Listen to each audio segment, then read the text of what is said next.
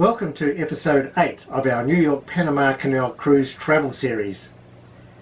In this episode we visit Puntarenas in Costa Rica in Central America. Costa Rica has a population of about 5 million. It's a rugged rain-forested country and a quarter of it is made up of protected jungle teeming with wildlife. So come along with me as we engage with alligators, monkeys, birds and try its local beer.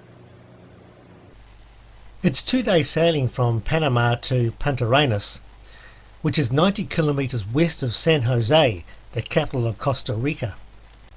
Puntarenas is a small port city with a population of about 135,000. We arrived at 7 AM in the morning, and an hour later we were ready to disembark. We were met by the incredible frigate bird, Frigata magnificens, which is a family of seabirds which breed along the Pacific coast of Costa Rica. These birds are about 1 metre long, and they have huge wingspans ranging from 2 to 2.5 metres. It was an excellent photo opportunity.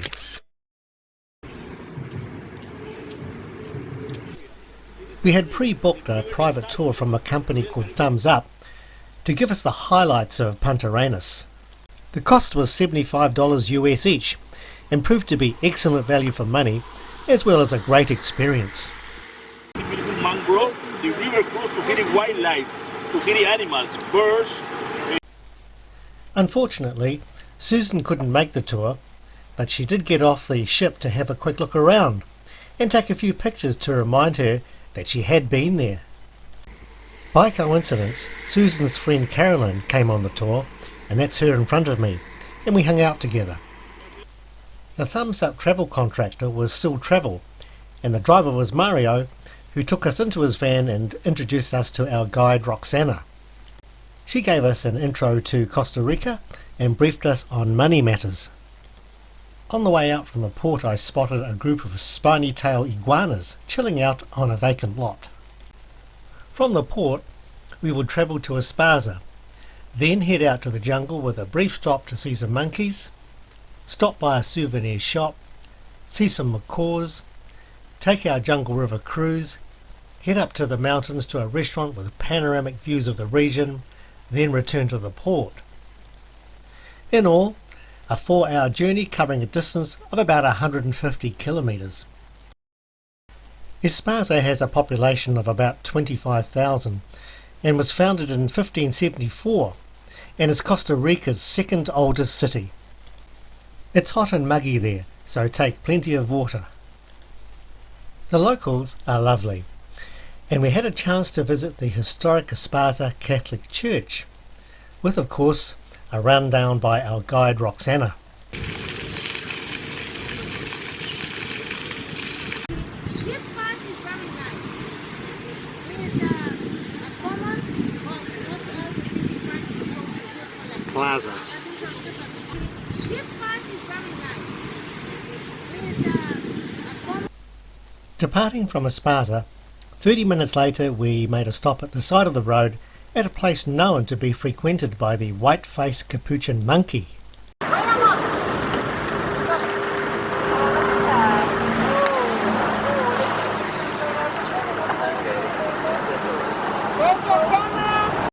This species of monkey is found throughout Central America, and they live in social groups of about 20 and live to around 30 years old in the wild and 45 years in captivity. As soon as they saw us, they came out of the forest and welcomed us with open arms. 40 minutes later, we were at our toilet stop and had the opportunity to buy refreshments. It was time to experience Costa Rica's tropical fruit paradise, although I opted out of this in case I got caught with my pants down. However, I did use the toilet. So you enjoyed the toilet experience? No. Do you know what I did? I had the tissue, so I wiped it on. I'd rather have gone in the bushes. And the bowl was cracked, was it? Oh, that's good. Well, if it's any consolation, in the men's one, you know, the urinal thing is quite high and it's no good for short guys like me. I could barely reach it. I had to go tippy toes to go. You should have taken the stool. Yeah, sure. Man, you can stand. We can't stand. So you're not going to drink it? You just bought it? It's not mine. It's not hers. It's Rosemary's. Oh, okay. I won't drink anything out of it. Yeah. I brought an apple and I brought water. Did you enjoy the toilets as well? Did you enjoy the toilets as well? Yeah, not nice. Oh, no. Daphne, in her 80s, was our ringleader and did a lot of research, and on shore days would negotiate pricing with tour operators. Must have gone because I can't see it anymore. I don't know. This is great. But definitely they were coconut and they were brown. I don't like it. 30 minutes later, we again pulled over for some more flora and fauna education.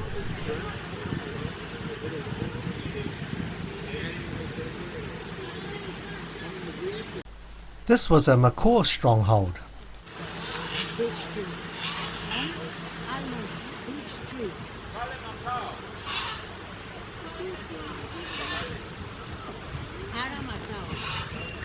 It's a very noisy bird.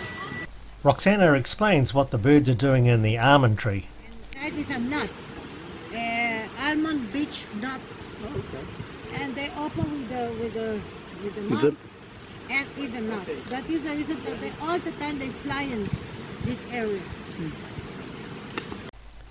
10 minutes further down the road and we were at our Crocodile Man Tour, Costa Rica's answer to the legendary Australian Steve Irwin, as we'll see.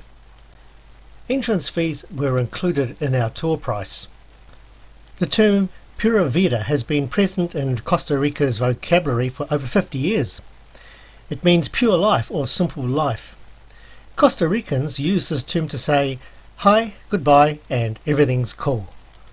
At the entrance of the jetty was a row of crepe ginger plants, which is a stunning example of many of the flowers in the Costa Rica rainforest. It has a multitude of medicinal uses, and according to the Kama Sutra, it can be applied to the eyelashes to increase sexual attraction, something I desperately need. The Tarcoles River is one of the longest in the country at 111 kilometres. It's home to ducks, herons, canaries, parrots, kingfisher, iguanas, agouti, and in particular 25,000 crocodiles.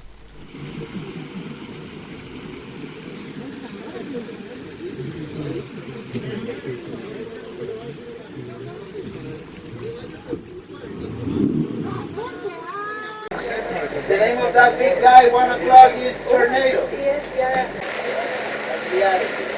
Some birds in that, our left side. There are more than 35 species of birds on the Tarcoles River, and it wasn't long before we spotted the cattle egret.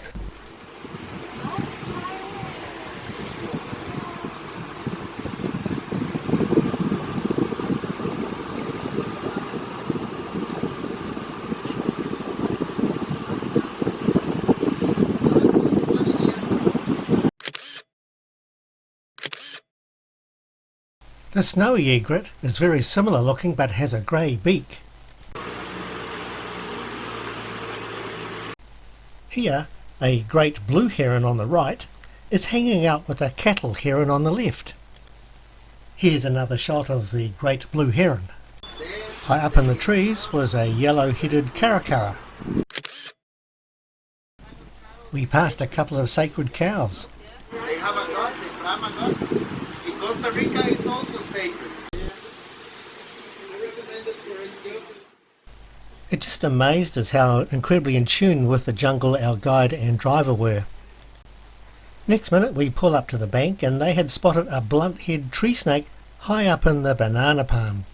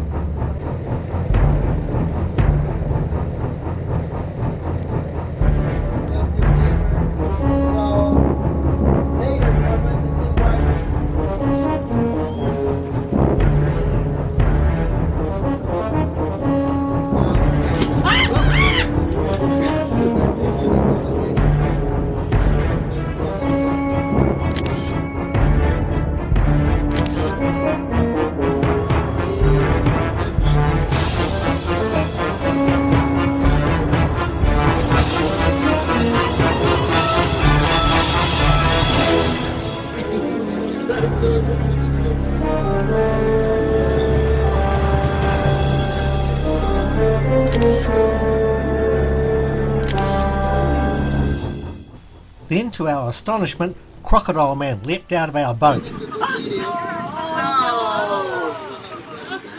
Wow. This crocodile is 3 meters long and weighs 400 kilograms. You get it, Johnny. We'll send it to you.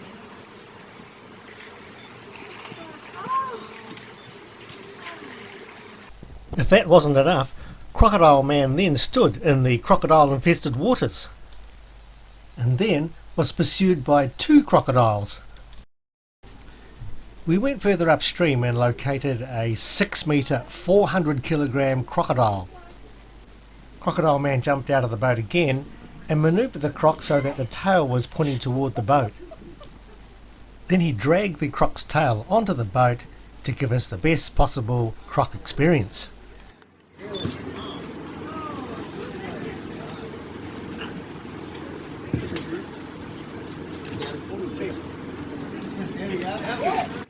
We were then invited to get up close and personal. With that amazing experience behind us, we returned to our minivan, passing many crocodiles on the way.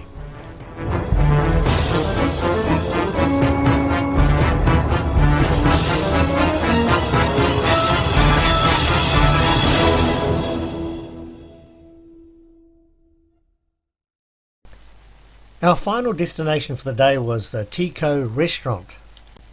Located 230 metres up in the mountains, the location has panoramic views of the coast of Costa Rica.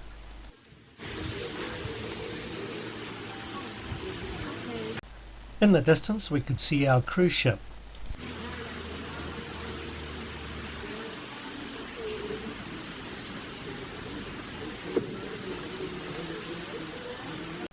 It was time for refreshments, which meant sampling the local beer. We'll go. Cheers! Cheers! Cheers!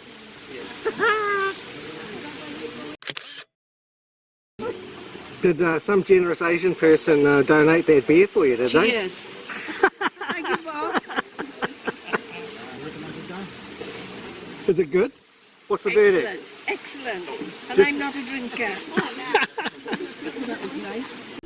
The Costa Rican leafcutter ant provided some entertainment for us. We're through to the next day.